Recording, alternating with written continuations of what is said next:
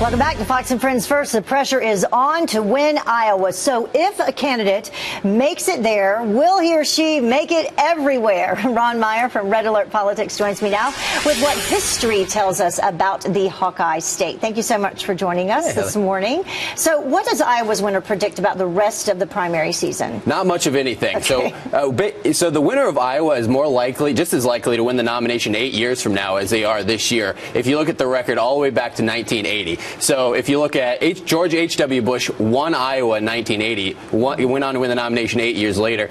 Bob Dole, many people don't remember this, won in 1988 but didn't get the nomination until 96. And since then, Iowa's only had 2 winners of people who actually won Iowa that year and then won the nomination that year. So Iowa means very little. But that's on the Republican side. Right. On Democrats, it's kind of a different story. Democrats, it's a different story. But I think with the Democrats this year, it's really Hillary or bust. I think if Bernie wins, it could be it could be a really big shakeup. But I think for both of these races, the history really doesn't matter because we're seeing 2 really bizarre races happening. And I think if Trump loses tonight, he'll be a loser. And if Cruz loses, it's going to be an even bigger deal because he put all of his chips into Iowa. And these are the 2 top front runners. We're going to see after what we're going to learn after tonight is really who are going to be our real top 2, because it's going to be between Rubio, Trump, and Cruz. And if Trump or Cruz lose, I think Rubio has a chance to shoot up in New Hampshire. And that's what I was going to ask you next, because he is in 3rd place right now, but he has momentum going for him at this point. So what happens after Iowa and New Hampshire in terms of, the next state in would be South Carolina?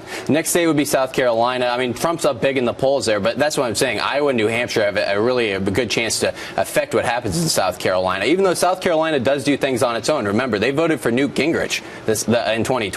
And so we could see something different. I think what we're looking for tonight is who has momentum. I think the people who are going to outperform the polls, Marco Rubio, Rand Paul. Young people aren't polled as much. Rubio's been surging anyway. He has a young contingent coming out for him.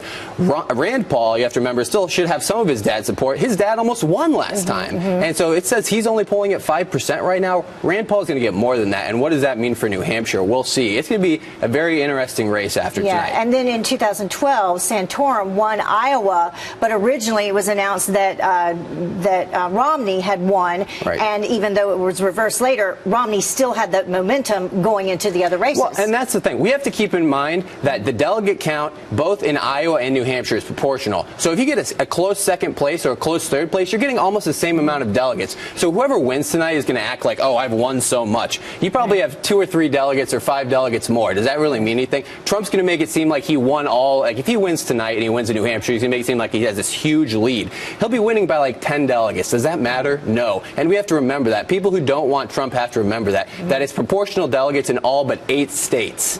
And so as long as somebody stays in the top 2 or 3, they are still in this. All right. It's anybody's game so far. Okay. Absolutely. Ron, thank you so much for joining us. Ron Meyer, like your insight.